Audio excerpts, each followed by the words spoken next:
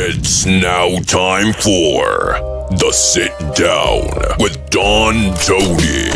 The Sit Down, where Don Tony talks one-on-one with his followers. What are you looking at? About the world of pro wrestling, pop culture, and so much more.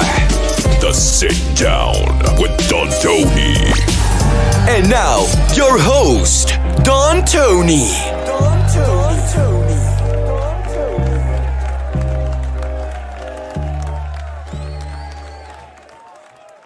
Wow, it's been a full week. I still look the same. No worries, everybody. How you all doing? It is Friday night. What's today's date? The 16th of February, 2024. SmackDown just ended, and we are here for the sit down with yours truly. I want to thank you very much for joining me. I hope you all have a wonderful weekend. We just closed SmackDown with The Rock. For anybody out there that still was unsure if The Rock was going to be full-blown heel, I think you kind of figure it out now. A little bit of flaws with his promo. I mean, making fun of Utah and calling them inbreds with 500 wives. I mean, that shit's funny. Making fun of some overweight people in the crowd, which is, always humorous. But when he said Michael Jordan and the Utah Jazz, he said that when Michael Jordan ruined the dreams of the Utah Jazz, that they worked their way back. They didn't cry about it. They didn't insist on, they got to finish their story. They worked hard and they came back. Isn't that what Cody Rhodes has pretty much done for the last 10 months? I think so. Won the Royal Rumble, won quite a few matches. So, The Rock's promo obviously triggers emotions, but when you actually dissect it, it really doesn't make complete sense. But I think it did the job it needed to do. Someone asked me the other day, DT, do you think The Rock would turn on Roman Reigns at WrestleMania 40? And I personally don't see it. I think Roman Reigns will think that he is bigger than even The Rock himself. And when Roman loses the championship at WrestleMania 40, he will ultimately blame The Rock for it, attack him. And I think that leads to WrestleMania 41. But if they were going to have The Rock ultimately swerve Roman Reigns, which I want to make this clear, this is not happening. But for some of you out there that think that possibility that The Rock could screw Roman Reigns at WrestleMania 40, the only way I could see that even a remote possibility is if this tag team match does not go down. And there is a lot of rumor. It's rumor, everyone. No one has sources like that. It is just rumor that the tag match will be the main event of night one. And if you want to use The Rock's promo tonight, it kind of hints at that because The Rock said he's going to do everything possible to end Cody's story. And The Rock could have the tag match night one, fail, and then that leads to night two, and then Roman fails, and then we get the split between Roman Reigns and The Rock. That's kind of the scenario that seems to be going this way. But I tell you, only in the world of pro wrestling, and I say this with love. Seriously, I say it with love. Only in the world of pro wrestling can Kev Castle and I nail about 98% of everything that has gone down, and yet people are trying to convince us that because we were right, we were wrong. That this was never the path that The Rock called an audible because of Brock no longer being available and CM Punk being injured, and we've already shredded that to pieces. We talked about WrestleMania 40 promotional materials sent to all across the globe a month and a half ago. way before the Royal Rumble ever went down. The idea that WWE was going to take, a whole year's worth of Cody Rhodes trying to finish the story. And the best part was not even 72 hours after that SmackDown episode, WWE was passing out signs, "We want Cody." You had WWE on social media that night of SmackDown pushing the Cody narrative even harder. But yet only in the world of pro wrestling can you get shit right. And because you got it right, we were wrong.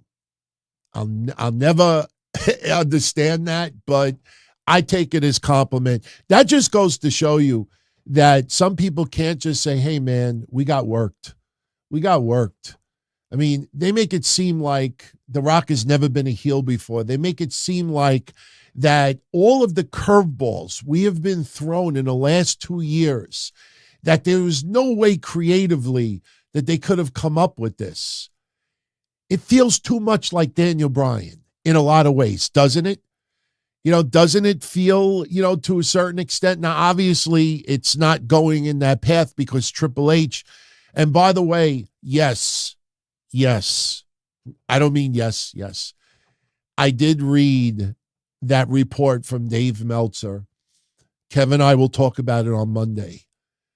But Dave Meltzer has got something really weird in his newsletter this week.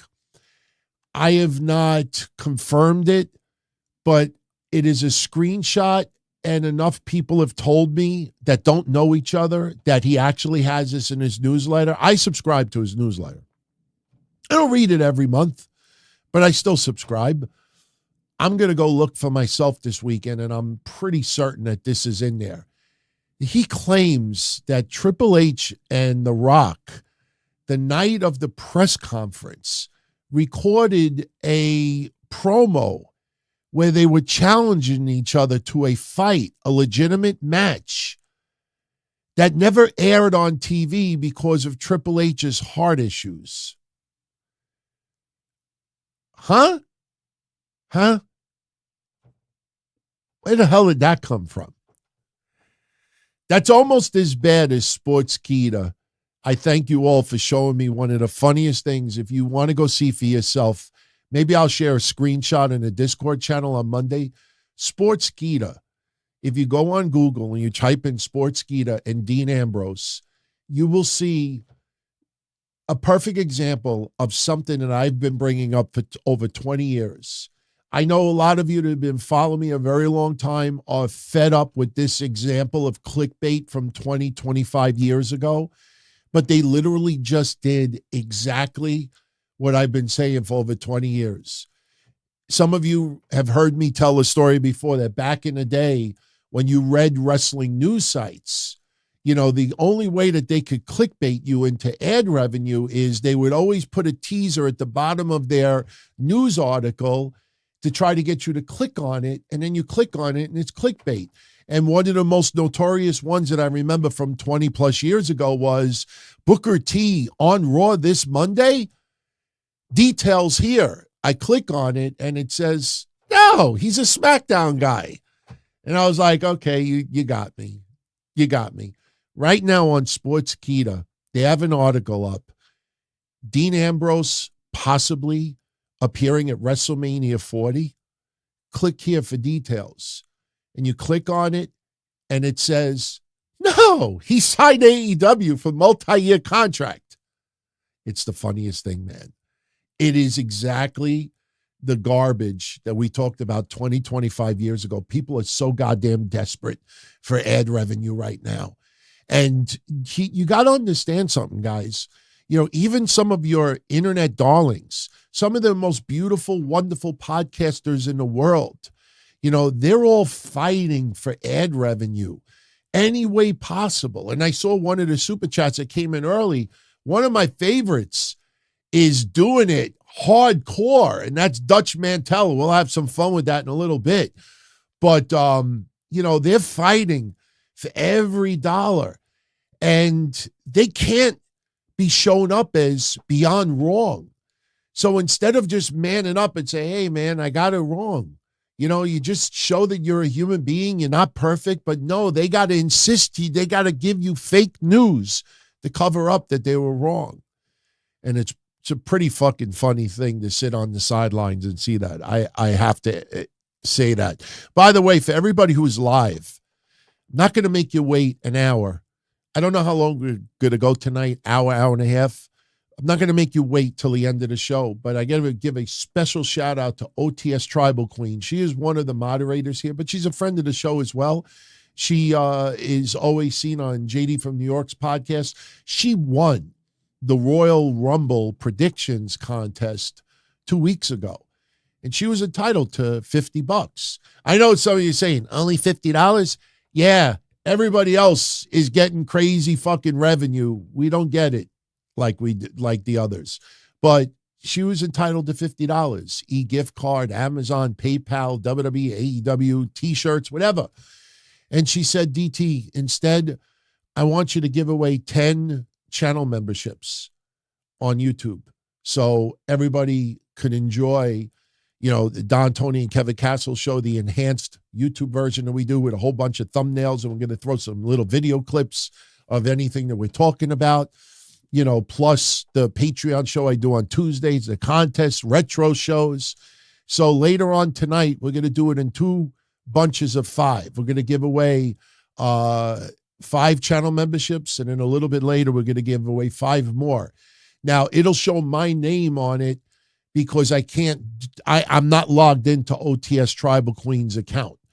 But she told me instead of taking the money, she wants me to give away 10 memberships tonight, so we will do that in a little bit. And I know she is live tonight as well, so big shout out to her. Much love, much love. So SmackDown tonight, I thought was a decent show. I think the entire show was circled around The Rock and Roman Reigns appearing. I believe SmackDown is being taped. It's got to be taped for next week because next Saturday is the Elimination Chamber at 5 o'clock in the morning, Eastern Standard Time, early Saturday. WWE is not going to do a SmackDown at 8 o'clock at night and then fly a whole bunch of people to Australia. No, it is taped. That is why Kevin and I are doing predictions this Monday night. So a little cheap plug. For anybody that is going to join us, Floyd 6213, welcome to the family, my friend. Welcome. This Monday night, February 19th at 11:15 p.m. in our Discord channel, Kevin and I will be live for the Don, Tony, and Kevin Castle show. We will get into wrestling news. We will get into a little bit of Raw, but we are also doing predictions for the Elimination Chamber this Monday. So it's going to be a loaded show. Definitely, I hope you could join us. And but like I was saying, tonight, it felt like it was more Roman Reigns and The Rock. The final spots in the men's elimination chamber have been made. And, I hate to say it like this, but I think we all agree, Captain Obvious. Of course, Logan Paul was going to advance, not The Miz. Of course, Kevin Owens was going to advance, even though some of us would have been fascinated with Dominic Mysterio in the Elimination Chamber. It's a little too soon for that. But your men's elimination chamber is now set. Kevin Owens, LA Knight, Drew McIntyre, Randy Orton, Bobby Lashley, and Logan Paul. Now, Logan Paul and LA Knight, pay attention to those two because that is the WrestleMania match that Kevin and I have been on the hill to die for. We think it is happening. We think that LA Knight could ultimately be the one to eliminate Logan Paul in the chamber, and that may end up leading to a segue for the United States Championship. Did I say IC title? United States Championship. Bobby Lashley, I tell you, man, it seems like WWE is really trying to pivot very quickly to get away from the Street Profits and Bobby Lashley and the Final Testament.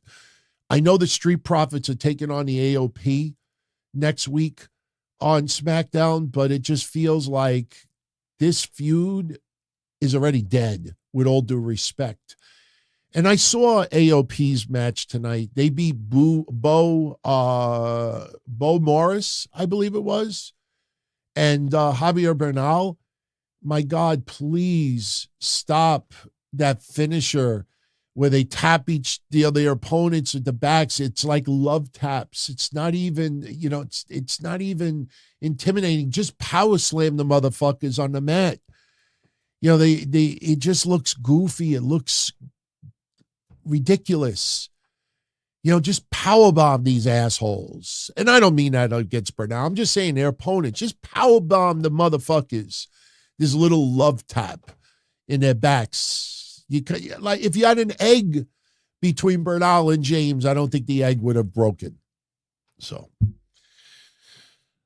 all right. On the women's side, Jade Cargill was seen tonight with Nick Aldis. She was in a locker room with Bron Breakker, and Bron Breakker is signed to SmackDown officially. Bron Breakker will have his debut match next week on SmackDown.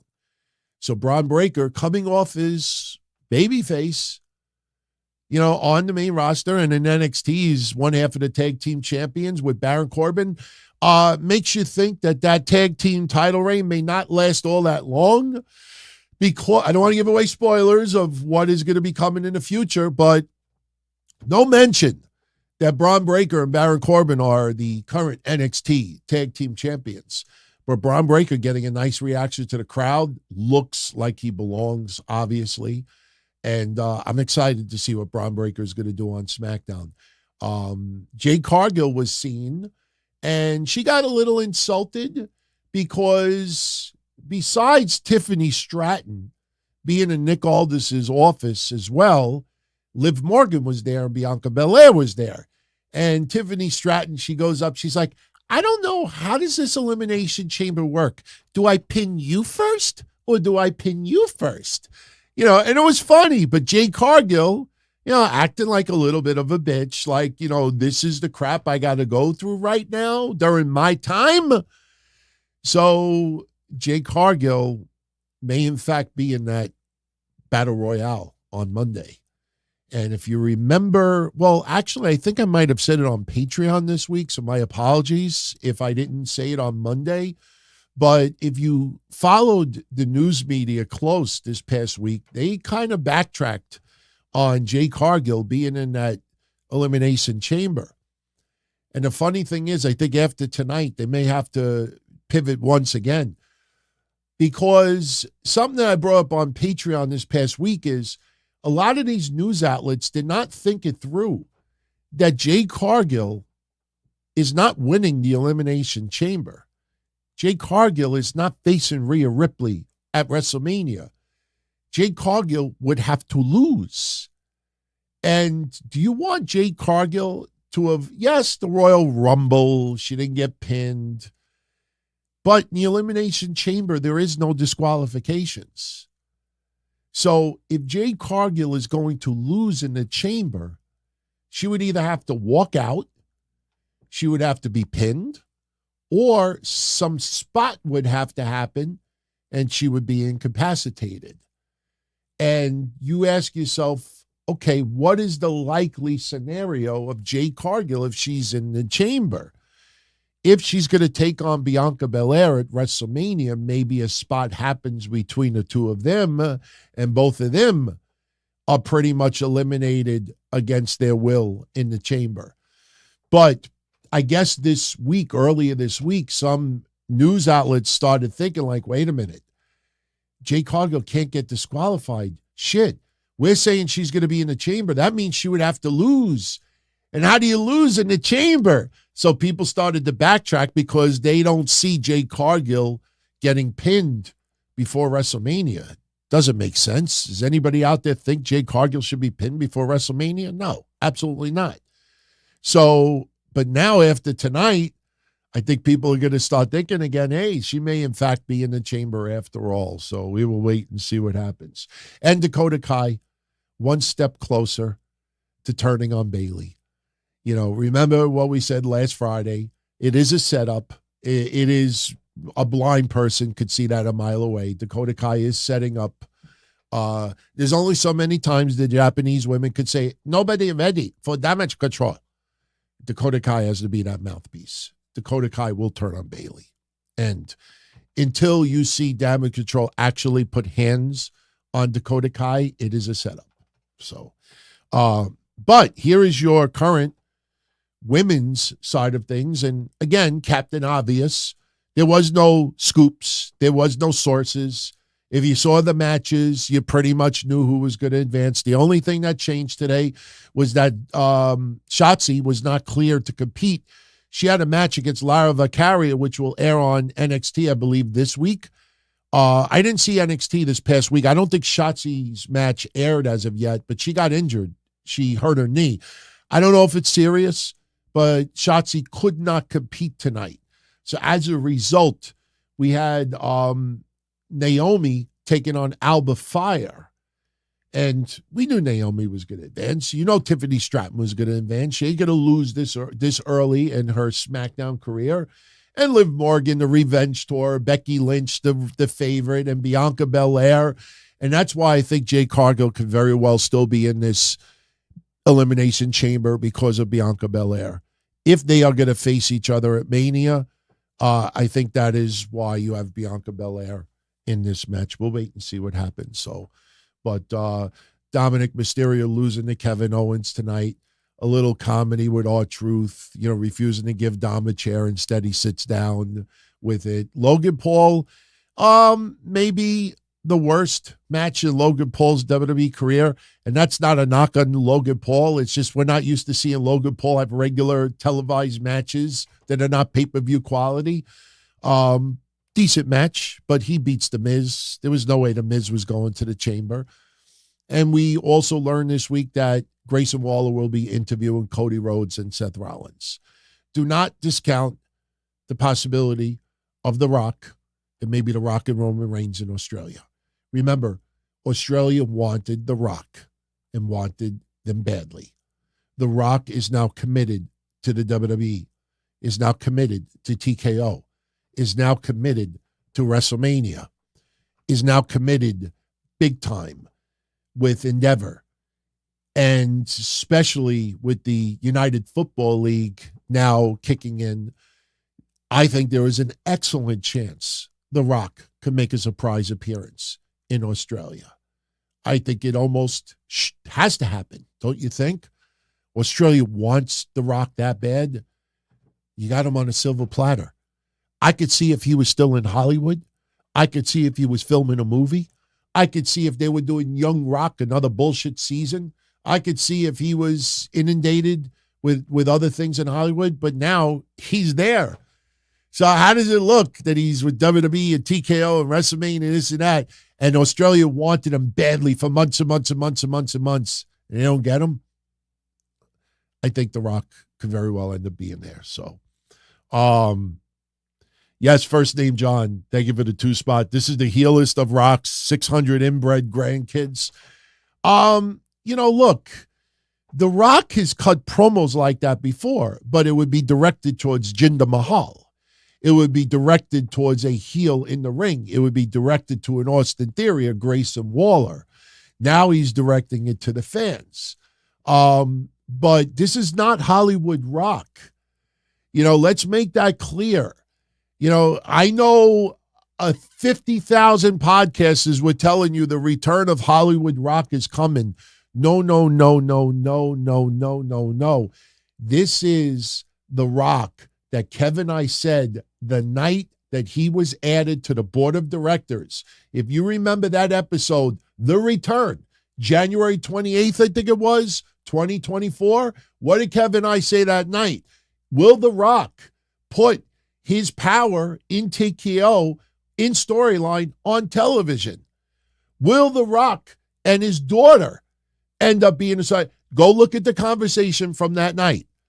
Did we not predict that Ava Raine did something, could his little power, and then people think that it was The Rock giving a little pull? I'm not saying that happened, but that is the perception amongst fans out there. Nia Jax, Becky Lynch played it into a little bit of the storyline.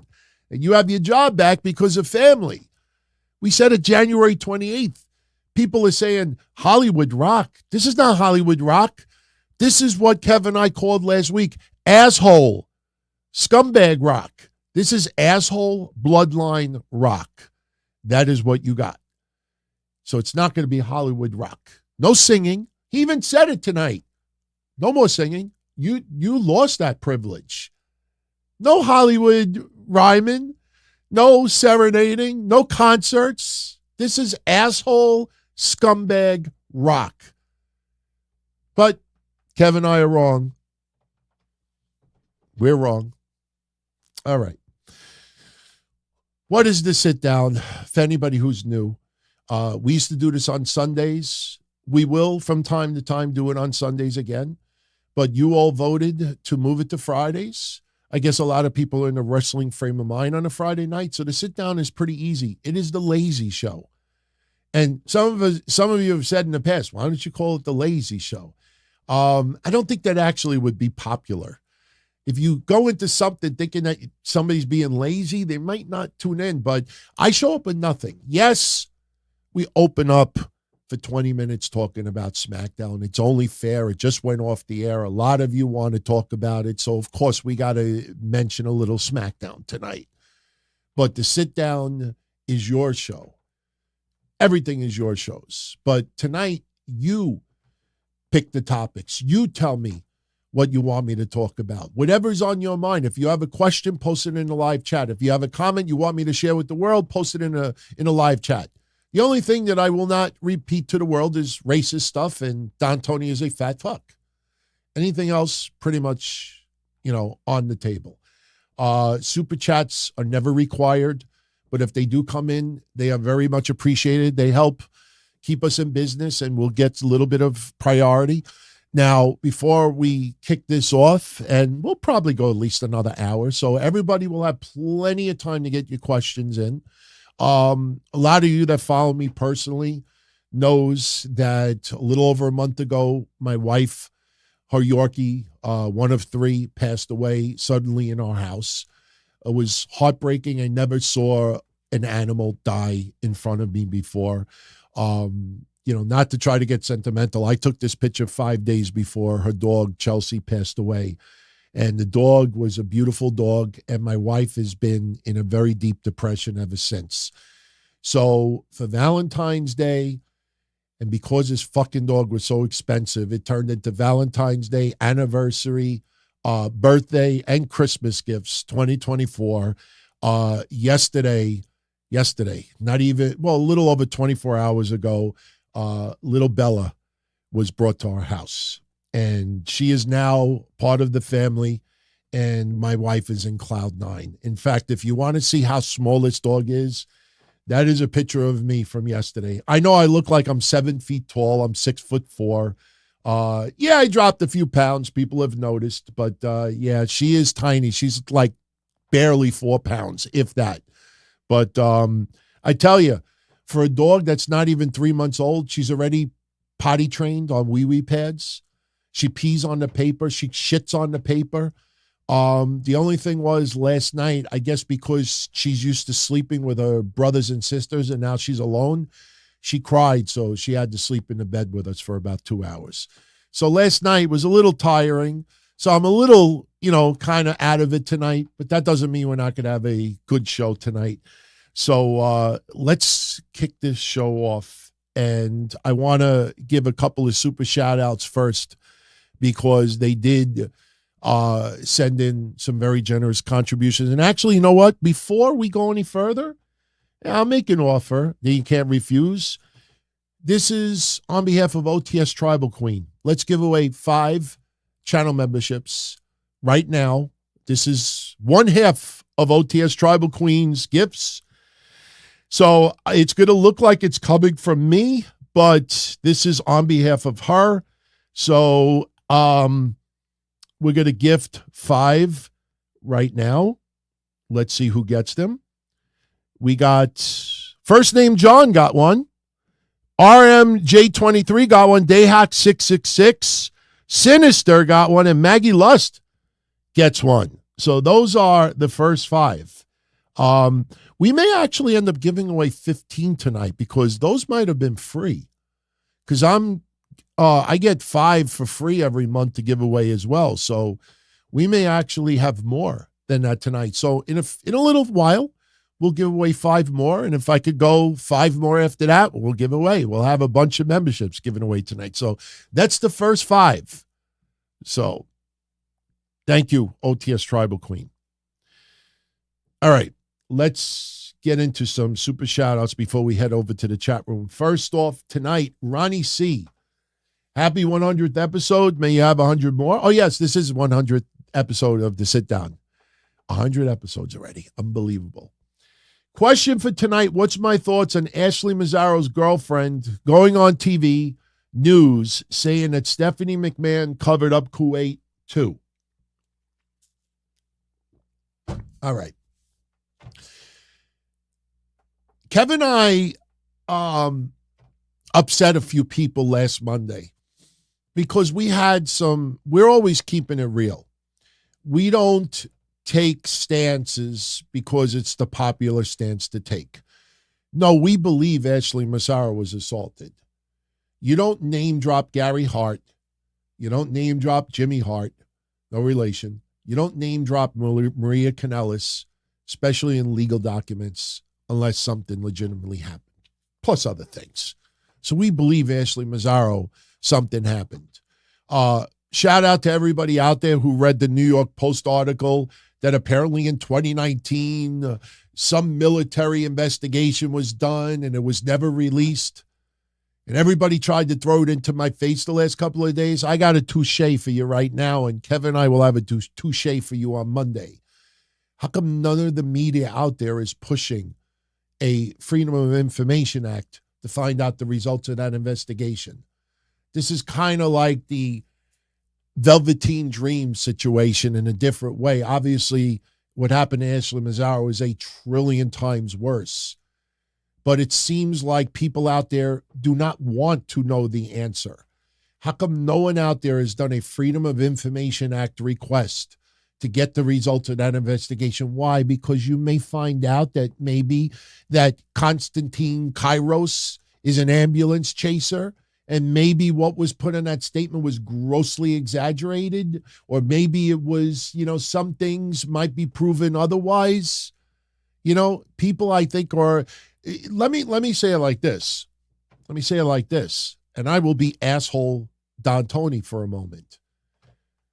Do you notice a lot of the Hall of Famers out there, from journalists to former wrestlers, managers, promoters, managers and promoters, managers and wrestlers? Do you notice how suddenly they got 5,000 different clips about Vince McMahon and Ashley Mazzaro? Do you notice a little pattern here, everyone? A lot of your journalists out there, every other word out of their mouth is a segment on Ashley Mazzaro. Do you think suddenly they care about Ashley Mazzaro after all these years? Some of them were upset in 2019. Some of them were upset even earlier than that. But everybody is jumping on we can make some money off of this and use it against Vince McMahon. With all due respect to Ashley Mazzaro's girlfriend that went on Ashley Banfield, whoever that journalist is, who said that Stephanie McMahon was aware and covered this up, she is obviously upset, devastated that her close friend took a life. I will not take that away from Cara Didia. I think that's her name. But here is my issue with this. I read a 15-page statement that Ashley Mazzaro gave in that concussion lawsuit. See, Vice thought that they had a scoop. Kevin and I had the entire concussion lawsuit papers 5 years ago. The only reason why we don't read it publicly is because, number one, it's boring. It's hundreds of pages. And number two, unfortunately, especially after someone who passes on, you really can't prove things. Somebody passes away, you could say anything, and lightning is not going to strike you down to call you a liar. And I'm not saying that in any way that Cara Didia lied in any way, but here's my point. If you read Ashley Mazzaro's 15-page statement about her treatment in the WWE, about her assault in Kuwait, and how it was covered up. For some reason, the only criticism given to Stephanie McMahon at all in those 15 pages was the lack of training. If Stephanie McMahon, alongside Vince and John Laurinaitis and everybody else, if she was just as bad as everyone else, you don't think Konstantin Kairos would have said, you got to put Stephanie in there as well? So when you have a 15-page affidavit coming out of Ashley Mazzaro's mouth and Stephanie is not mentioned there, you got to kind of like bring that up. But that's not the popular thing to do. Here's something else. Dream 101 says they knew. No fucking shit they knew. But people trying to cancel people out now because they don't like them, it just feels like people are using the Vince McMahon case to not only try to cancel out anybody they don't like, but also to profit from it. You make a statement, you move on. You look at a lot of these journalists out there, you would think that Ashley Mazzaro was their mother, their wife, their sister, their cousin, their neighbor, their best friend. When this was alleged many, many, many, many, many years ago, how many of you out there really saw anybody really banging this hard trying to get the answers? How come none of them never requested a Freedom of Information Act to get the answer from the investigation? Suddenly everybody cares? Again, I'm not saying every single person, but the majority of the people out there, the only reason why they keep talking about this is because Vince McMahon is in the news. And any way to get money, ad revenue, they're going to capitalize on it. But unfortunately, there's 15 pages of a statement where Stephanie is not accused here. So, you got to look at that as well. But people don't want to look at both sides. It's nope, it's this way or no way. And that's what I kind of have an issue with. Unfortunately, we will never know the exact truth. It is terrible what happened to Ashley Mazzaro. I used to criticize the shit out of her towards the end of her WWE career. She used to look emaciated. I used to feel like, what did she do to herself? I'm man enough to say I had no fucking idea how depressed she was and what she went through at that time. And early on, I felt guilty criticizing her. I had no fucking idea. And that's why when people say, oh, I wish asshole Don Tony would come back. No, sometimes you got to grow up a little bit and say, you know what? Sometimes when someone is really, really down or it seems like they're down, you got to tread water a little bit more carefully because you don't know what's going on in that person's life. You see what happened with Hana Kimura and some others. There's this weird cycle on social media. Tragedy happens. We all got to be better. We got to do better. We got to stop this hate, stop this and that. And that lasts for a couple of weeks. And then the wise-ass jokes come back. Oh, I don't mean it, viciously. And then the next thing you know, everybody's right back to the shit that was going on before. And it's happening right now. People, they're trying to cancel people out. The best one, and I'm not defending Brock Lesnar here, and thank you, Ronnie, for this. The best one of them all. I brought this up on Patreon the other day. Brock Lesnar. There's a picture floating around. I don't have it here today, but I know 90% of you have seen it. There's a picture floating around this week of Brock Lesnar hugging his daughter. And right away, you have a good chunk of the IWC making fun of his daughter because of the way she looks. You've seen the pictures. You can pretty much understand, why they're doing that. But somebody wrote a response and said, did Brock Lesnar actually do anything wrong? And the answer that kept coming back in different words was, no, but apparently it seems like he likely did something that was horrendously bad. They have nothing. But they believe, they think, and because they believe and they think, than it is. And it just goes to show you. But again, with this Ashley Mazzaro stuff, look at your fellow journalists out there and podcasts. You think suddenly that they're this much into this? If they're that much into it, why did they lay off of other people in wrestling without naming names? Some people who were accused of assault. They didn't do the R word, obviously. But how come suddenly, it's not really a topic anymore. I'm not going to get many views over it, so we're not going to talk about this person. We're not going to talk about this person in AEW. We're not going to talk about this person who fantasized some awful stuff. Brock Lesnar in a text message is awful, but somebody also says something about Sasha Banks many, many years ago, and he was just an immature kid. But, Lars Sullivan, you see where I'm going with this? Like, if it's not big, popular in the news today, somehow it just gets buried. But because Vince McMahon is the evil what's going on right now, suddenly 5,000 clips about Ashley Mazzaro. I mean, people are just using it to try to make money right now. And that's pretty fucking awful in my honest opinion. So, okay, moving on. Sal Amendola, thank you for 5 spot. Did I see Dutch Mantel's headline about Billy Jack Haynes killing his elderly wife? What do we think? She was a teenager? Yeah, I did see it. I like Dutch Mantel. You look at his YouTube channel the last 2 weeks. I mean, yes, he was very, very ill, and he should make as much money as he possibly can.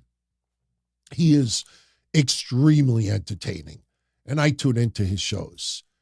But if you look at his channel the last 2 weeks, I mean, every fucking clip, he's got a face in the picture like, and what's next to it? Bringing up every, disgusting, of course Billy Jack Haynes' wife was elderly. Billy Jack Haynes was 70 years old. He is 70 years old. He's still alive. He killed his elderly wife. What was she? What do we think? She was 35? I don't know. I guess if you could get people to click, right? I thought it was funny that, the way that the channel suddenly, Dutch Mantel explains why he punched this person in the mouth and why this person saw. It's kind of like if you're going to bash Vince Russo, don't do it yourself. Vince Russo, I give him credit, man. He looks at the camera and he says, bro, this is my livelihood. I make money. I need to make money. Bro, I'm doing this.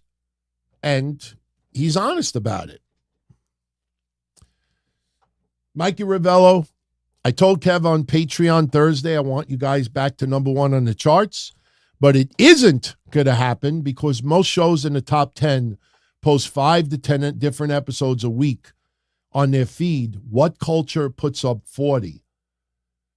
Are you serious? Holy shit. If that's the case, man, yeah, we won't be getting back to number 1 anytime soon. We do understand that some people do that. Guys, there's no secret. Kev and I are trying to reclaim our crown, the number 1 show out there. Unfortunately, if you look at like Chartable and Apple and Spotify and you look at the top shows out there, it is no longer based on the total number of people that tune into the shows. It's the total number of downloads. So we can have 100,000 people. I think that's what Mike said yesterday. We could have 100,000 people tuning into our show. And What Culture could only have 10,000. But they put out 40 episodes a week on their channel. And if they could get those 10,000, download those 40 shows, they got 400,000 downloads, 4 times as much as us. So, yeah, Kevin and I only do 1 show a week. And the history show is not part of the stats because I can't get hit with copyrights. So it's not part of, that thing. It's just the DTKC show and tonight. That's it. But yeah, I mean, if you look at those top lists, and that's why I don't really single anybody out anymore. When you see people bragging that they're top 5, top 10, top 20, the first thing I do is I click on their feed. Cornette, I'm going to tell you straight up, Cornette deserves all the credit, whether you like him or you don't. Cornette's feed, one show a week. So when Cornette is number 1 or number 2, number 3 for the week, he only has one show getting that many people to tune in. And when you see What Culture, number 5, based on that, the reason why they got to number 5 is because they needed to put up 40 episodes in a week to get to that number. So, yeah, that's pretty much what the deal is. So when you see people bragging about their stats, my recommendation, click on their feed, see how many shows they put up a week. They put up 1, 2, 3 shows a week. Yeah, I think they've earned the shit out of it. But if you're going to put up 10, 20, 30 episodes, that's why if you see on YouTube, like Kevin and I put up like 4 clips a week as an advertising pull to get people to download our shows. That's exactly why it's on YouTube. But we don't put those clips on our audio feed. So if we put it on our audio feed and everybody downloads those clips too, then now we got 5 or 6 things a week. And yeah, we could shoot up the charts with that, but we don't do that. So, all right. Thank you for that, Mikey. I appreciate the info. First name, John. Yes, we talked about it before. This is the heelest of rocks, 600 inbred grandkids. Listen, Hollywood Rock was fucking fun. It was hilarious. But right now, Roman Reigns is no longer comedy. Roman Reigns, I think people kind of forget a year ago. Yes, Cody Rhodes, it kind of forced the shift. But at one point, when Sami Zayn was still in the bloodline, we had people corpsing in the ring, and Roman is sneaking a laugh, and there's lighthearted, and there's love, and there's acceptance, wear the shirt, this and that. And Roman was getting cheered. Roman gets cheered now. Everybody puts the finger up because they acknowledge what he has done to get to this point. Yes, Roman Reigns is not the active wrestler that he was before. I don't think he ever will be again. I don't know how much of that was from his leukemia. I don't know how much of it is because of age. I don't know if that's how much of that is preservation so he could still wrestle many years to come. I don't know how much of that is because he does not want to put his body through what he went through before. Roman Reigns should not be considered a special attraction like Paul Heyman used to say about Brock Lesnar, that Brock Lesnar is like Andre the Giant. You only see him once in a while. Well, that was because of the contract structure. You're trying to cover up contract structure. Well, with Roman Reigns,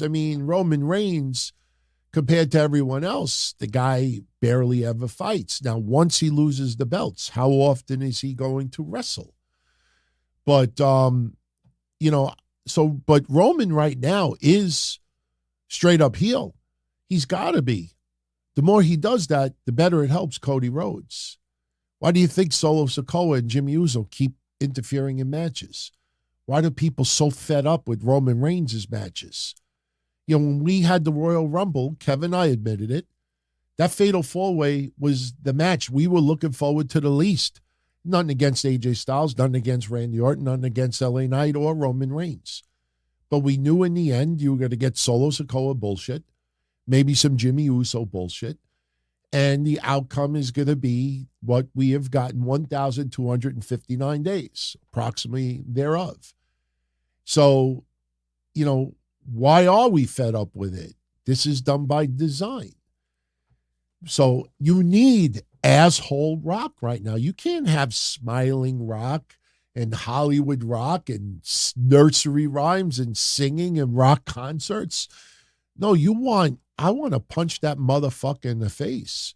I want Cody Rhodes to fucking just slap the shit out of the Rock. Rock power is going to his head. And that's the way it should be. Slipper House, extra. Thank you for the 2-spot. Make Nia Jax the head of the table, baby. Let's go. Nia Jax, I think she could, if Rock made a cameo just for Nia, I mean, that would help her get even more nuclear heat. But Nia Jax has done a good job since she's been back. I know there's a lot of people that will never forgive her first run, thought she was way too careless, thought she was terrible.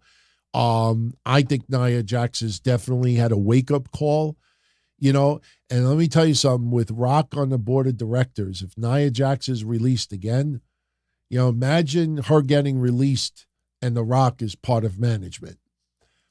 Nia Jax, I think, has been doing a great job, but I don't think Nia Jax is needed, just like Naomi. Naomi is not needed for this storyline. We don't need any additional members. The Rock, and if you've followed it closely tonight, The Rock didn't even acknowledge, so to speak, Solo Sikoa and Jimmy Uso in the Bloodline tonight. The Rock said the duo, the two most powerful, people in professional wrestling. He was name-dropping himself and Roman Reigns, not giving much love to Jimmy Uso and Solo Sikoa. So, but I think, just to add a little nuclear heat to Nia Jax's way, I think Rock could do something, sure. And first name John, thank you for the 5-spot. I can't believe Tony Khan decided to air the match with Jeff Hardy getting knocked out and his nose broken after it leaked on social media. Love your shows, DT. I did not see the match yet. I did see the spot, though. For those that don't know, Sammy Guevara took on Jeff Hardy on Rampage. Sammy Guevara landed on Jeff Hardy's face, I think with his knee. Legitimately knocked Jeff Hardy out, broke his nose, and, it did not look good. I mean, I'm not trying to defend Tony Khan here. I'm giving you a spur in a moment answer. I didn't know if it was going to air or not. My only answer to that is, what were they going to do with the amount of time to fill it? Let's do a retro match. Maybe they need to record an extra match or two that maybe doesn't air for TV, that's just for the live crowd, and maybe use that as a backup. I don't know. I mean, I just, it sucks that happened to Jeff Hardy. And you could question if it should have aired or not, but I ask you, what would you have aired in place of it? What would you have done? I don't know what Tony Khan would have done. But, I did see the spot and it was fucked up. It was fucked up. I mean, and the thing is, you're in a lose-lose situation on social media about this. Because if you criticize Sammy Guevara, then people are going to bring up Ridge Holland dropping Big E on his head. Then they're going to bring up other people injuring other people. So you can't just call out what happened in the match without somebody throwing in your face someone else that have gotten injured in the past. So, you're damned if you talk about it, and you're damned if you don't talk about it. So me, I personally, I choose not to even talk about it. Sometimes moves are not necessary. Sometimes moves are not necessary. I don't know who was at fault in that move. I mean, it looked like for 1 second that Jeff Hardy may have been a little bit too far in. Then I watch it again, and it looks like Sammy Guevara may have just overshot himself. I don't know who was at fault there. So I can't pin the blame on either one. All right. Oh, I have to tell you all something funny. Then we'll head over to the chat room for questions. Last Friday, if you watched the replay, I had actually showed where I got surgery on my spine. They went in through the side of my back, which is where my battery is, and they work up with the leads. and it was blurred out on the replay. The reason why it was blurred out was about an hour and a half after the show aired last Friday, I got hit with, like mature audience or, something that it was adult. And there was a timestamp. And I was like, all right, maybe I talked about something with Vince or Janelle Grant or something that, because when I read that Janelle Grant lawsuit, I got hit with mature audience. It was not suitable for regular viewers. So I got hit with that last week, and I'm like, what did I say that was so outrageous? When I clicked on the timestamp, it's when I got up and showed everybody my scar. Apparently, because I have hair on my lower back, you could have been perceived as the crack of my ass. So they flagged me for that, for, I guess, nudity or something. So I blurred the segment, and it went away. So if you tune into last week's show, it's like around the hour and 40-minute mark, around that time. You'll see I get up to show everyone, where they did the surgery. And because I was wearing shorts, I guess they were a little low, and nothing was showing. But because I have hair on my back, it could have been perceived as, maybe it kind of flagged that the crack of my ass was showing or something. I have no idea. Trust me, I'm not one to be revealing my ass. All right, let's go over to the chat. We're at 56 minutes, so we'll go a little bit. We still got more memberships to give away in a few moments. RMJ23. I've only seen Rock's promo from his feud with Cena. Tonight, I was expecting a sucky PG era style promo. What should I expect from asshole Rock based on tonight's promo going forward? Absolute diss on the Rhodes family. Wherever they're going to be live in attendance, Rock will put down the crowd. Rock will see people in the audience and go after them as well. He's going to have to portray Cody as a loser, his father a loser. He's going to probably say some really, really offensive stuff. Obviously, it'll be cleared by Cody because this is sports entertainment. You don't take it personal. Rock doesn't truly mean that about Dusty. He doesn't mean it about Cody.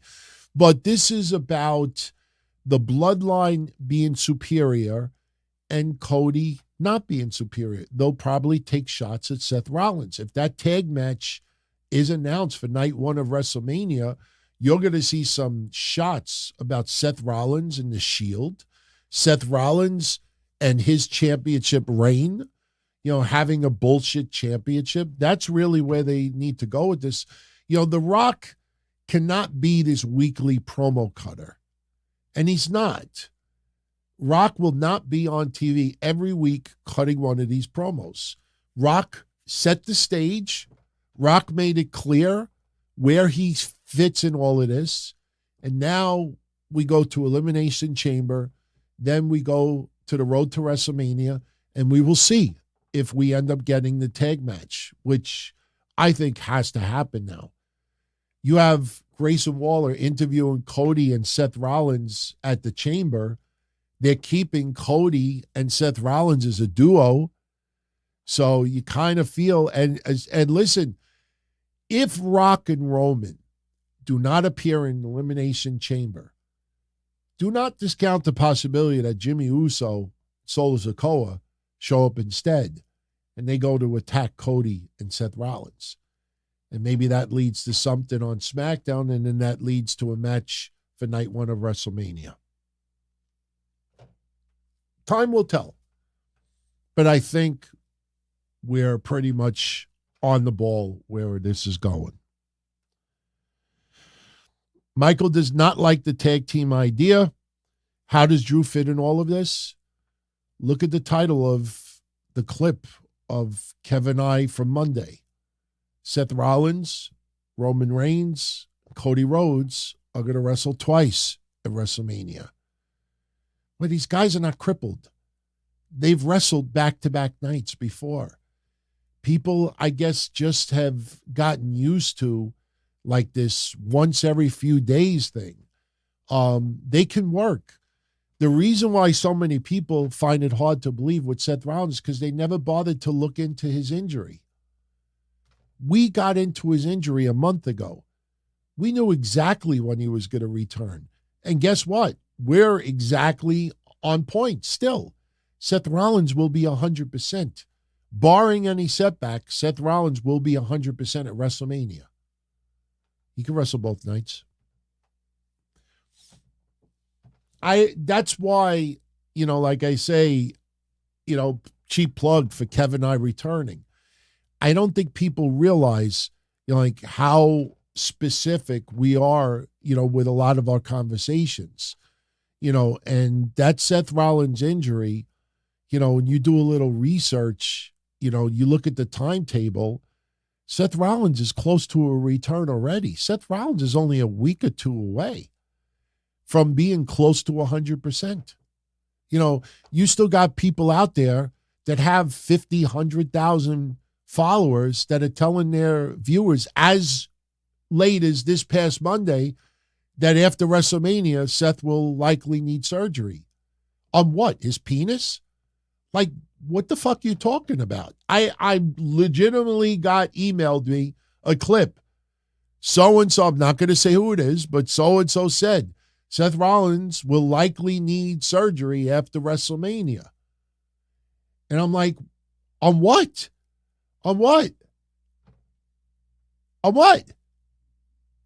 I know what they were talking about. They were talking about the MCL and the meniscus. They have no fucking clue that Seth Rollins is close to 100%. That's okay. It's okay. All right. Going back to the chat, let's see. Yeah, a lot of people are in agreement about the tag match. I think the tag has to happen.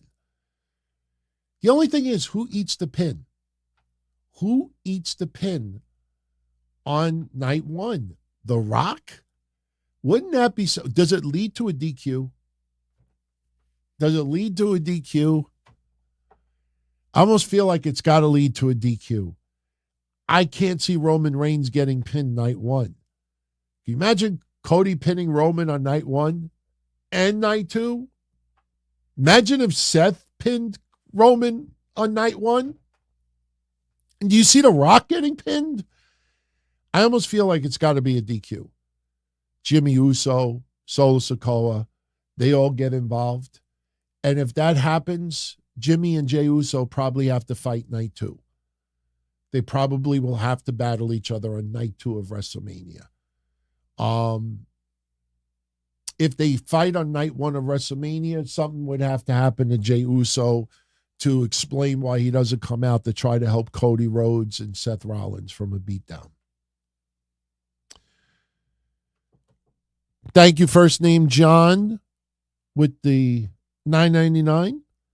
First name John says Roman is already a part-timer. If Rock only shows up the nights that Roman shows up, Roman really isn't even there in the eyes of most fans. This is definitely the beginning of the Roman Reigns face turn. Not necessarily, man. Not necessarily. I'll say this. If The Rock is going to take on Roman Reigns at WrestleMania 41, would the fans be this forgiving this quickly if Roman turns on Rock after WrestleMania 40, like the SmackDown after? Like let's jump ahead. You heard Rock's promo tonight and how hard he's going after. Then again, he's going after the Cody crybabies. So now if Rock ends up getting attacked by Roman Reigns, would the fans cheer Roman? Or would they suddenly go, Rocky, Rocky, Rocky? I'm not certain about Roman Reigns becoming a babyface this quickly. And you know why I say that too? Seth Rollins has still got to get his hands on Roman Reigns. If Roman turns babyface, how does Seth Rollins get a little bit of revenge down the line when there's no championship on the line? You feel like some people need to get a little bit of revenge on Roman. When there's no championships on the line, there's a higher possibility of Roman Reigns getting pinned.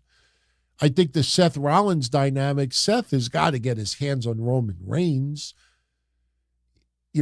past WrestleMania. So I don't think Roman turns babyface right away. And if he does, there's going to be a few people out there that we expected a little bit of a revenge tour that ain't going to get it. I think Roman at minimum might be a tweener. That Roman just keeps doing what he's doing and the fans will dictate if they want to cheer him or not. That's kind of what Roman was doing up until WrestleMania of last year, when he would just go out there and he would just say, acknowledge me, and a lot of places would pop for him as a baby, not a baby face, but Roman just kept doing what he was doing. So I think it's a little too soon to go that route because, and plus, I think Roman has got to get a rematch against Cody. If Cody wins the championships, that would have to leave Roman as a heel still. So I kind of feel Rock ultimately will become the babyface. Because remember this too, Rock is Hollywood. Rock is going to be the one doing appearances everywhere. Rock is the one that's going to be on Pat McAfee. Rock is going to be the one on CNN. Rock is going to be the one in Hollywood. Rock is going to be the one, doing media for E! And everywhere else, not Roman Reigns. So you want Rock to be smiling and having fun.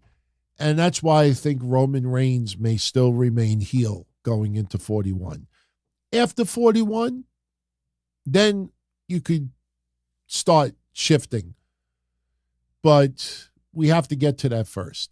I still laugh at people that are saying, oh, they didn't announce nothing for 41. How could you announce anything for 41 when you have to get through 40 first and set up the reason for 41? The reason for 41 is because of the ramifications of 40. Right? Right.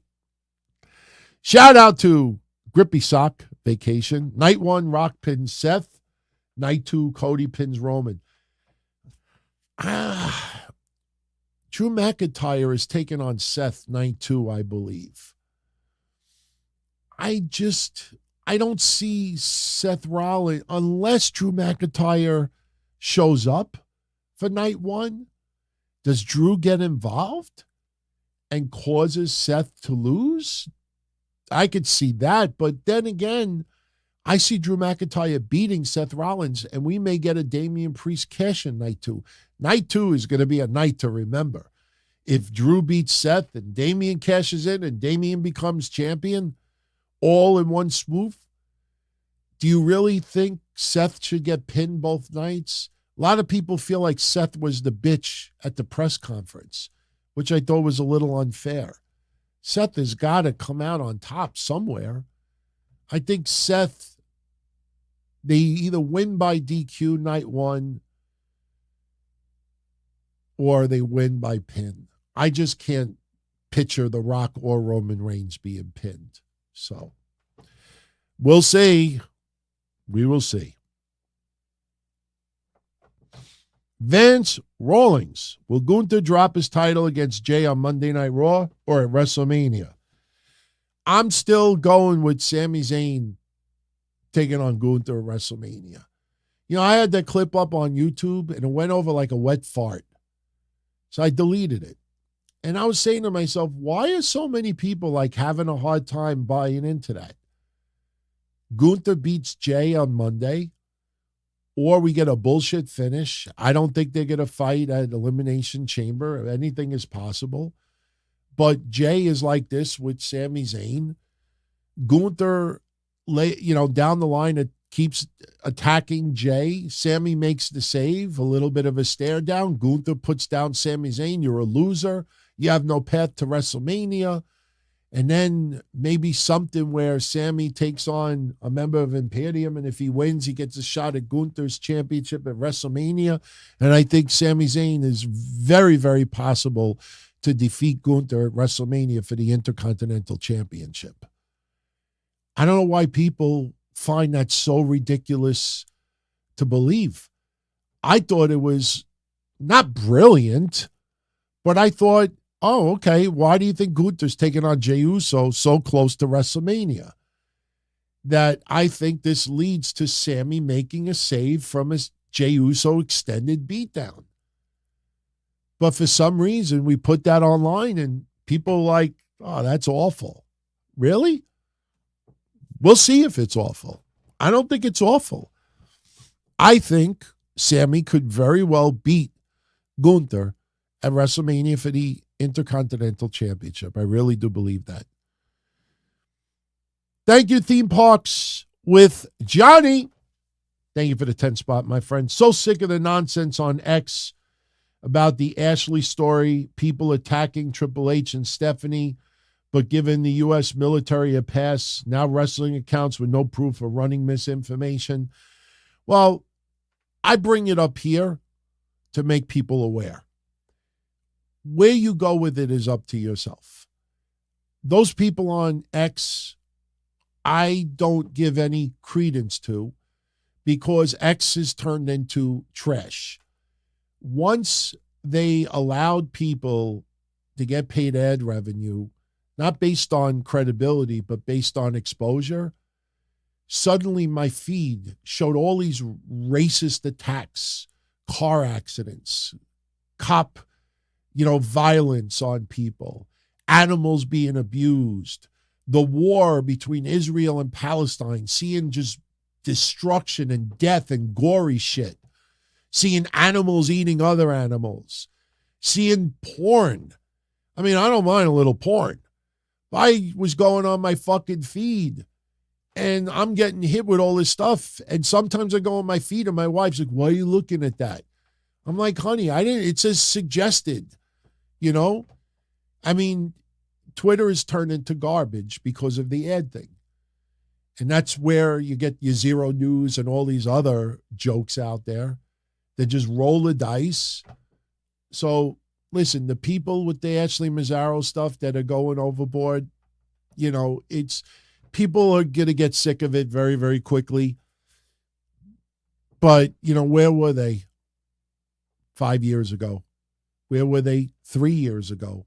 Where were they? Why? How come Vice and no one else has pulled a Freedom of Information Act request from the military for the outcome of that case?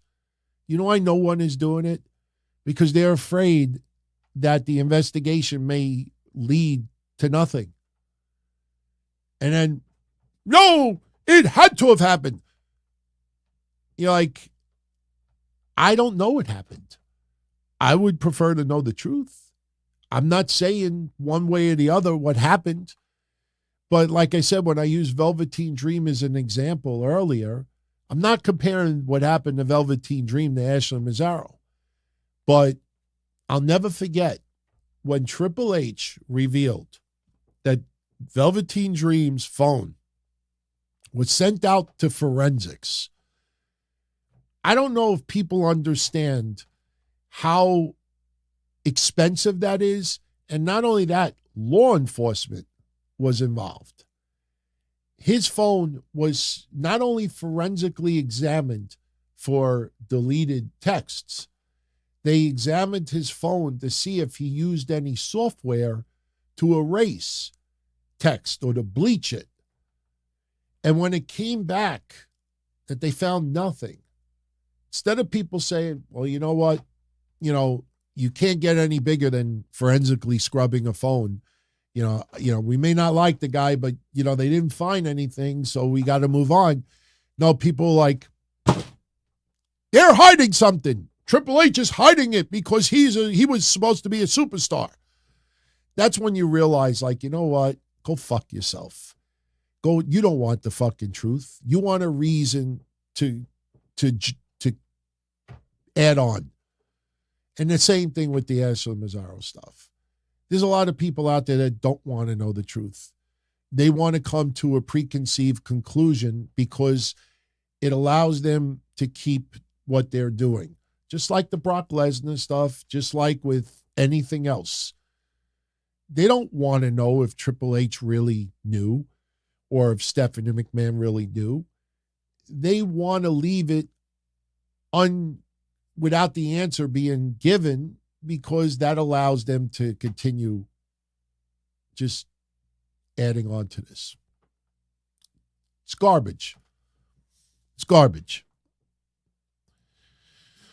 Thank you, Johnny. Doosh. Couldn't know. DT, have I considered doing the FOIA request? Navenly openly said that it's the only way it gets released. No, I haven't. Because I covered it many, many years ago with Kev, and we moved on. Nick Hausman, why don't you get the FOIA request? You're on the crusade. Cancel Shawn Michaels, cancel Triple H, cancel Vince, cancel Stephanie, canceled anybody that even looked at a woman the wrong way. You know, I did that years ago with Kamala. I did that years ago with Perry Saturn. I'm the one that did the skip tracing to find out that Perry Saturn was not dead, that he was very much alive, but he was in hiding because of alimony. And, you know, there was one of his ex-wife's attorney was trying to, that's why he didn't show up at the Cronus tribute show when Cronus died. I uncovered all that stuff. And instead of, you know, people like, wow, you know, good job, DT. People were like, wow, you're an asshole. I got buried for doing all that. When I got the truth about Kamala, people were like, wow, that's fucked up. He's got one leg. He's in a fucking wheelchair. You have no sympathy for the man? I'm like, didn't you all want to know the truth about the wrestler's rescue and Dawn Marie, that she didn't fuck him over? Nobody wanted the truth. They just wanted a reason to feel bad for him. So I don't do Inspector Gadget stuff anymore. I don't get paid that kind of money to do it. If I was still getting the revenue from 15 years ago and people wanted me to do it, I absolutely would do it. It's not my place anymore. I realize that a majority of the internet don't want the answer. Why is it us to say, why aren't they doing FOIA requests? How come no one up until this point never bothered to look into that stuff? How come nobody asks those questions? How come nobody... And the only reason why people are bringing up that the military investigated it in 2019 is because they read a New York Post article earlier this week. I'm not going to be the one to do it anymore. I've uncovered a lot of stuff over the years, and I put it out there, and nobody cared. And I realized people don't want the answer. Shh. DT, shut the fuck up. We want to be able to shit on this. No. Shh. Yeah, but Triple H, do you know, guys, I'm going to throw it out there now. A little teaser for Monday. Do you know that there's a statement? I don't know if it's an email, but there's a statement that Ashley Mazzaro sent to Triple H, Stephanie, some others, praising them. The latter part of her life, praising them, sorry that things ended up the way that they did, but she appreciated everything that they did for her. Now, it's something that is not circulating. Was it done under duress? I have no idea. Kevin and I are going to show it on Monday. But when you hear this, you say to yourself, why would she even said that she fell for the ambulance chaser lawyer. She even put that lawyer under the bus. Did you know that? Did you know that Ashley Mazzaro wrote something trashing the lawyer that represented her in this concussion lawsuit? Wouldn't that be something that you would like to know about? How come nobody is bringing it up? Because, shh, DT, shut the fuck up. You're ruining it for everybody. We'll put it out there on Monday. And we're not trying to convince anybody one way or the other. If you listen to what we said about Laurinaitis, about Vince, about Janelle Grant, about Rita, about anybody else, we're not throwing anybody under the bus. We're not saying if somebody did something that didn't do something. We're putting out there a discussion, and you choose however you want to go with it. Simple as that. Ashley Mazzaro's girlfriend misses her friend. Feels like WWE treated her like shit. I now call the mid-2000s for the WWE era the testosterone era. That was the era where it was just loads of steroids and a lot of testosterone and a lot of women abusing. But there was also a lot of partying going on as well. When you read that 15-page statement from Ashley Mazzaro, or if you even hear Cara Didia talking about somas, you know, yeah, somas were passed around like candy. I know people who are addicted to somas. There were wrestling promoters that would pay wrestlers with somas. Chris Candido, God rest his soul, one time worked, I don't know if it was Boston or Connecticut, worked the show. And the promoter didn't have money. And the promoter said, "You want some somas instead?" And Chris was like, "I don't take that shit." They wanted to pay him in drugs. You know, but nobody was like, do I have anything I could use for props? I can't. Do I have anything for props? I don't have a wrench. I can't. I don't have a wrench. Yeah, all right. Let me see. If I had a wrench, like, ow, my arm hurts. You take this soma. No, but I don't want to take somas. And you hold the mouth open and pop it. Close the mouth, play with the throat. So you swallow it. Now do you feel better? Ooh, give me more. People were willingly taking them. It made them feel good. You know, when it ruins your life, you can't turn around and say, you know, these people ruined my fucking life, filling me up with drugs and everything else. Because you were taking it because it would make you feel good. It would make you be able to work still and be able to make money and make history and make everything else. That was your choice to do. You know, why do so many people make it seem like, you know, most of these people were animals, that they didn't have enough fucking brain to turn around and say, you know what? No, I ain't doing that shit to my body. How many people in the WWE that were there in the mid-2000s that still have a wrestling career that were never addicted to somas or painkillers and other stuff?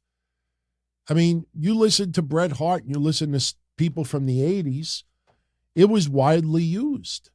How many of them from the 80s turned around and said, you know what, Vern Gagne, you know, Vince McMahon, anybody you want to choose, you know, you ruined my life. You made me take this. I had to. No, you chose that profession and you decided, you know what, I'll take drugs to stay awake and I'll take drugs to help me go to sleep. You know, Jim Crockett, damn it, you fucked me up. That's the life you chose to live. You're an adult. You make decisions. You chose, hey, I could get this. I could get that. I could make crazy money. I could get all this publicity. I could get movies. I could get Playboy. I could get Hollywood. I could get a music career. I could get this. I could get this. You know, but hey, if I get injured, somebody's going to take my spot. So let me take these drugs. I'll feel like $1 million. Don't worry about it. I'll get off of it on my own. And then next thing you know, 10, 20 years go by and your life is ruined. And it's everybody else's fault except for yourself. Right? You know, it's fucked up. Drugs will ruin people. You know, but, you know, when people try to make it seem like, you know, everybody forced them to take it. No, you chose to take it. And that's not, this has nothing to do with Ashley Mazzaro. I want to make that clear. It's just the point that, you know, when people's lives get ruined, suddenly it's the victim card. You know, it's fucked up. It's fucked up. But again, DT, shh. No. They're the maniacal manipulators. They forced them to do all this stuff. That's why I always say, in the world of millionaires and billionaires, we'll never understand why every single woman who was abused went and took a paycheck instead of taking an indictment. We'll never understand it.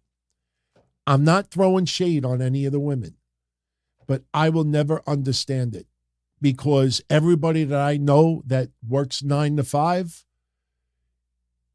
if a boss grabs their ass, makes them right to a fucking attorney or a cop or the police. But in the world of millionaires and billionaires, it's NDAs, it's settlement, it's 7 digits, 8 digits. One woman, WWE does the Saudi Arabia deal. Oh, now I'm getting paid, motherfucker. You pay me big money to keep my silence, so I'm fucking bringing you down. Why would you not want to put somebody behind bars so they don't do it to the next person out there?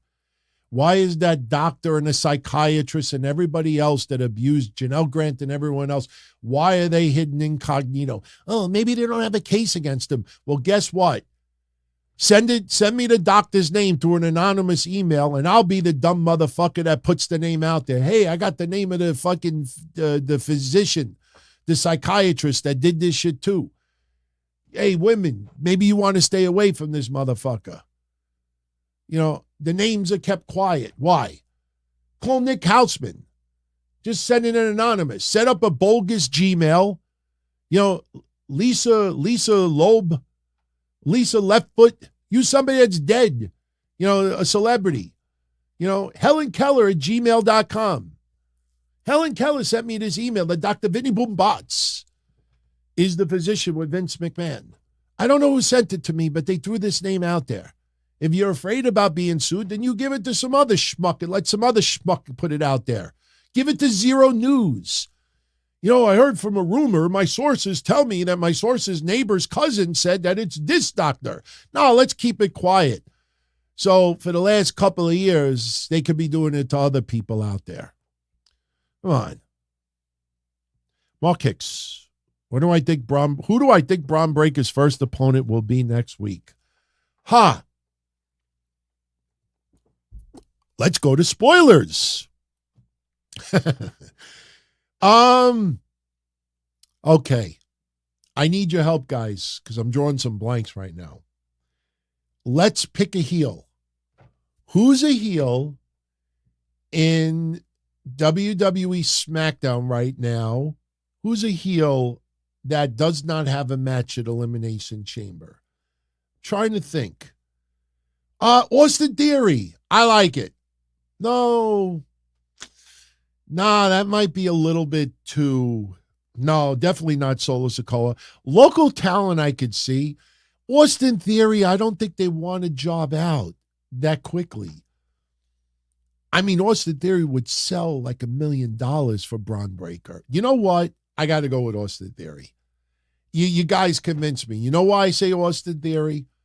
Because he is hated. He's hated by the WWE Universe. You want to get Braun Breaker over even more? He can't fight Javier Bernal or Bo Morris that nobody gives a shit about. You want him to beat up somebody you don't like. Too bad Dominic Mysterio's not a SmackDown guy. I know what some of you are going to say, well, he wrestled tonight. He's going to wrestle next week on SmackDown. I get it, but it's the go home to the chamber. Yeah, I kind of like Austin Theory. It's got to be somebody that gets under your skin. I think Austin Theory is the guy. Roderick Howard, what is my greatest success? What is my greatest failure? My greatest success, just being able to enjoy the life that I have. I know that sounds cliche and corny, but I don't have much. But I know I love you. I hated that song. Oh, my God, I lived through that fucking song. Seriously, I want to get an AK-47. I don't know much. I sound like Kermit the Frog.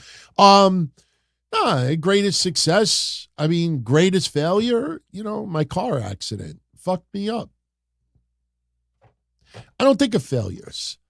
There's things that I wish I could have done. I should have pursued once I passed the cop test in 1991. Maybe I should have pursued being an investigator.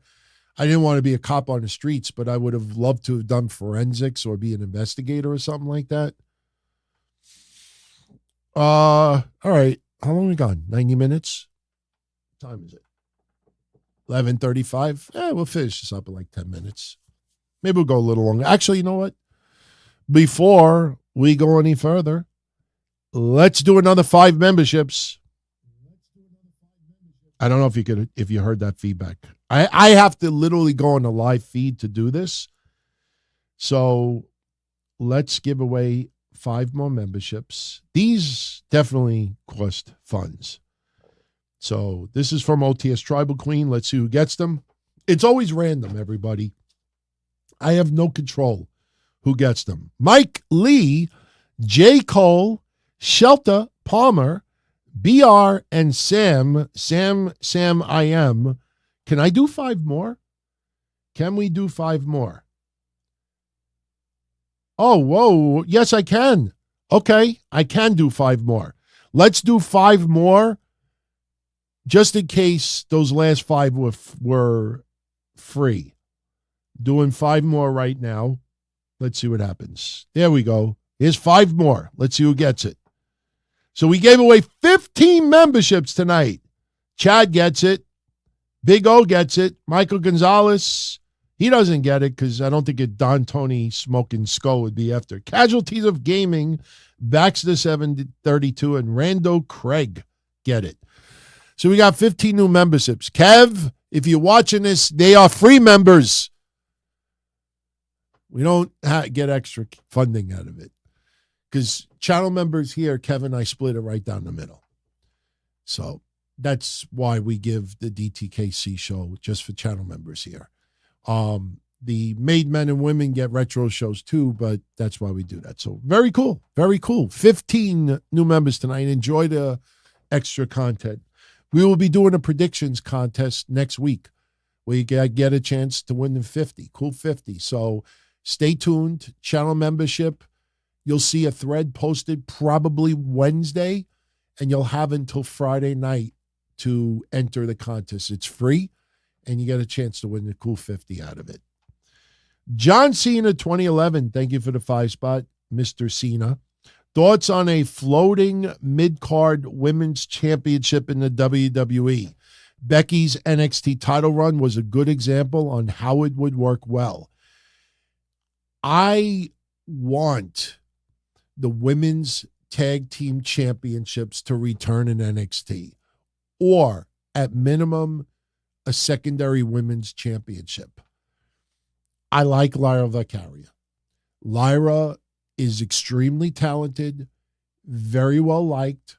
Becky Lynch passed her the torch, but there are other women out there that have no shot of dethroning Lyra.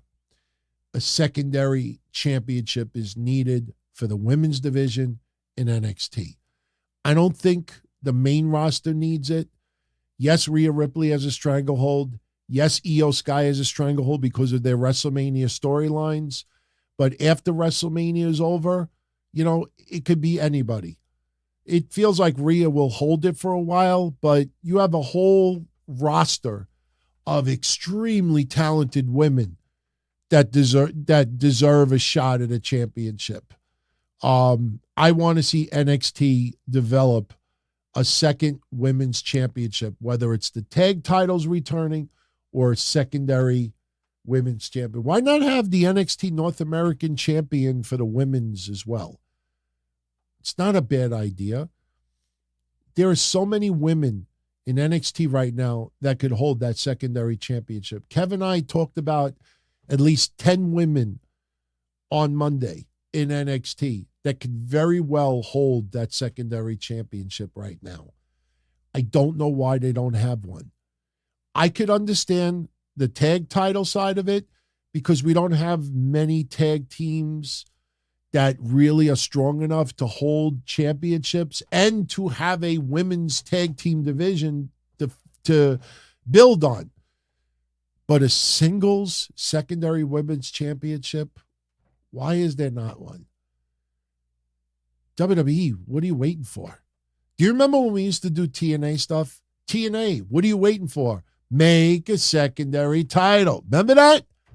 And then what title did they come up with? I remember I remember that promo. Remember the intro? TNA, what the fuck are you doing? Make a secondary championship. And then they finally did. Yeah, Cora got hurt. It's unfortunate. You know, Nikita Lyons, I heard, is also injured right now. Unbelievable. But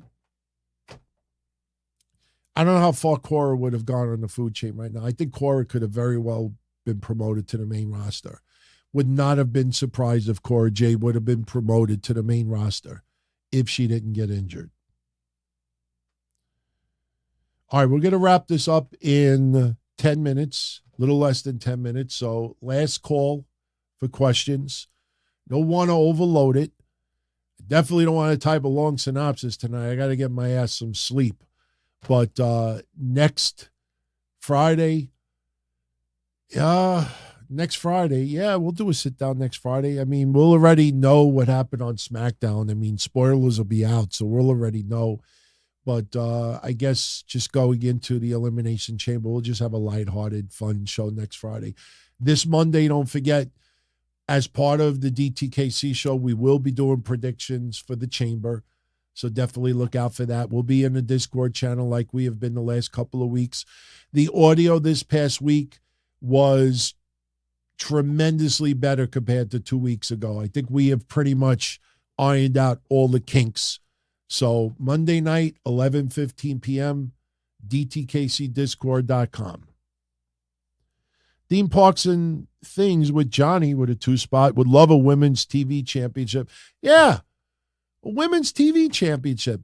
I personally don't like the term TV title because then the impression is it has to be defended on TV. And you fall into that trap that it has to be defended often and you burn through a lot of opponents or you pass along that title way too much. TV title it doesn't sound like a strong championship. You know, you could word it something else, but I was never a big fan of TV championships. I mean, WCW, had a decent run for a little while, but you look at their roster. I mean, their roster was 10 times more loaded with cred. They didn't have just up-and-coming stars. I don't know if I would want a TV championship in NXT, but they definitely need a secondary women's championship. Yeah, the Elimination Chamber, you know what? The Elimination Chamber does start at 5 a.m. here in New York next Saturday morning. So we will definitely, I'm going to tell you right now, we're only going to go an hour. We're definitely only going to go an hour next week. I will make certain that when the clock strikes 60 minutes, we are done. We'll just have some casual combo. BobbyMeans with a 5-spot. He thinks the WWE women's division is set up for the future, especially with NXT. What female talent from NXT could I see having a Hall of Fame career? Hall of Fame is really, really pushing it right now. I don't see anybody in NXT right now that could have a Hall of Fame career. The days of Asuka type quality, like if Julia debuts in NXT because of her reputation, if Julia has a long WWE career, she could ultimately become a Hall of Famer. But you can't look at the Roxanne Perez's and the Lola Vice. I mean, they are future stars. They are main roster stars in the making. But, even when Bianca came to the main roster or Rhea Ripley came to the main roster, none of us was saying, that's a future Hall of Famer. That's a future Hall of Famer. No, we're only saying it now after Bianca had her WrestleMania matches with Sasha and with others. Now with Rhea Ripley transforming, when she was feuding with Charlotte Flair leading into WrestleMania last year, people seem to forget, oh, Charlotte, I need to prove to myself that I can beat you. I sound more like Drew McIntyre. I sound like a female Drew McIntyre. People forget that fans were kind of down on Rhea Ripley a little bit. It wasn't her fault. It was just a feud. There's nobody in NXT right now that I could look at and say, that's a future Hall of Famer. That's a future Hall of Famer. It's so early. You don't get people like that early. I mean, you look at some women that came to NXT, to the main roster, and ended up doing next to nothing. I look at Nikki Cross when she came from NXT and we thought we were going to get Sanity and some of the other stuff. I'm not saying that anybody thought she was going to be a Hall of Famer, but you see how it ended up. Chris thinks my voice impersonations are funny. I have to listen to Rhea Ripley's voice to do it. Sometimes I got to hear the voice before I could do it. If I just do it out of nowhere, it won't sound like the person at all. Is WWE wasting AJ Styles? Michael asks. Kevin and I talked about AJ Styles on Monday. Ever since he's been back, he's jacked and he's losing often. Tonight, they kind of teased the final split with the OC and AJ Styles. I don't know who that benefits. I don't think they're wasting AJ Styles. I just feel like they don't have much for him to do right now. I like to see AJ Styles make an appearance in TNA. I'd like to see AJ Styles maybe even go to NXT for a little while. I know it's funny. Kevin and I talked about the OC on Monday, and the next day we heard they were in NXT. So that was pretty cool timing. But no, I don't think they're wasting him. It's just there's no WrestleMania moment for him right now. Other people have their path. AJ had his path in the past. Now AJ's got to step aside and let others take that path. All right, 2 more questions, and we are done. We'll do 3, and 3 people we have not acknowledged yet. Isaiah KO'd. Thoughts on NXT Japan and Europe? If it happens, how will the WWE book it? I don't like it. I don't think it's necessary. A couple of years ago, WWE had this idea that they should have NXT UK and NXT here and NXT there, almost like they're cornering the market. It's not necessary. It's not necessary. You have too many people under contract. Not all of them are going to develop and equate to main roster talent.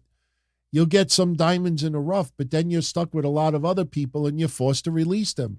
I think people don't realize how many wrestlers got released overseas.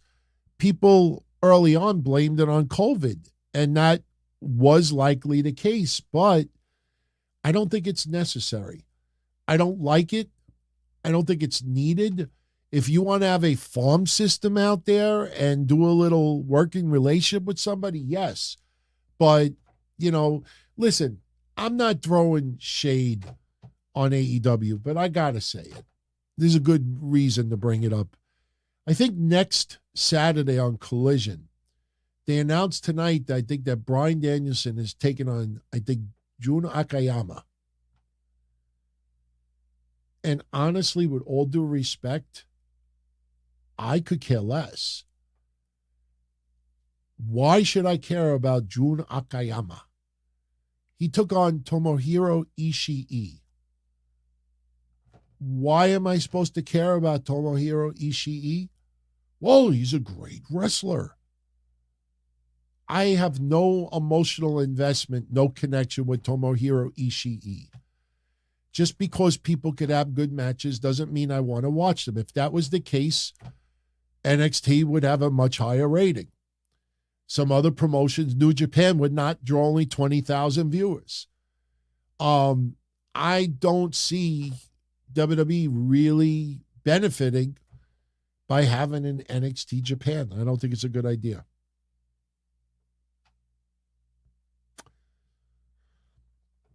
Chad says, is it just me or is it hard to remember who is supposed to be on Raw and who is supposed to be on SmackDown? Wonder if they will end the brand split when Raw goes to Netflix. No, they definitely won't end that brand split. Netflix and USA Network, they're not in bed together. And they want to maximize their rosters. And you have to keep people on split rosters. Listen, the reason why we're getting crossover right now is because we're leading into WrestleMania. We have the Elimination Chamber. It is a joint event. WrestleMania is a joint event. You have to somehow get Jey Uso and Jimmy Uso together, commingling. If you get this person feuding with this part, you have to commingle going into co-events. If you start doing that, and you have people working Raw and SmackDown, there's gonna be people losing opportunity. You got to keep separate rosters. You got to keep the perception of separate rosters. Of course, you bring somebody to a different brand to spicing up a match here and there. But at the end of the day, everybody works for the same company, TKO Group Holdings. So, if somebody on Raw wrestles on SmackDown, I'm not going to be one of those, why is he on SmackDown? He's not supposed to be there. Oh, big fucking deal. Do you want a good match or do you not want a good match? One more, and we get a jet. Benjamin, why are so many WWE and NXT wrestlers getting injured lately? What do you mean so many? What do you mean so many? Cora Jade, freak incident. Nikita Lyons, a little re-injury. Shotzi might be nothing. Who? Really? I mean, you got 200 plus people on the roster and 3 people get hurt, 4 people get hurt. It happens. You got to see what kind of injury it is. CM Punk? Yeah, could be age. Let me put it this way, and we'll close with this. If you notice, I don't say AEW is a sloppy shop. I don't say WWE is a sloppy shop. You have to look at the type of injuries. Sammy Guevara dropping his knee on Jeff Hardy's face could be carelessness. Somebody wrestling and their knee gets blown out because we're not, we are fragile and we can get hurt. Remember Vince McMahon walking to the ring and blew both his quads? All he was doing is power walking and blew both his quads. Just imagine that. You power walk and blow your quads. You have to see the type of injuries. If you see carelessness, Ehia del Viqueño diving into a brick wall, somebody diving off a fucking balcony and landing splat like a bad cartoon. If it's injuries like that, that's when you say, all right, these injuries are getting a little bit fucking out of hand.